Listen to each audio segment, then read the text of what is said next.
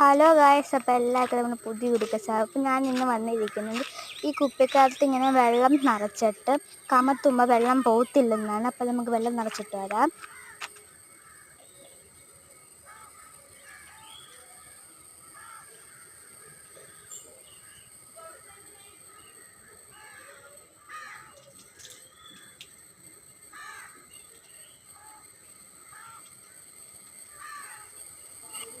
അപ്പോൾ നമ്മൾ വെള്ളം നിറച്ചിട്ടുണ്ട്.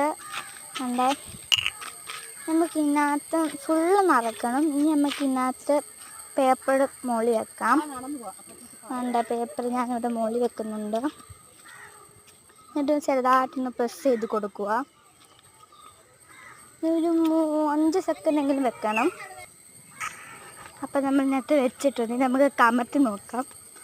വൗ ഗായ്സ്, അപ്പോൾ ഇത്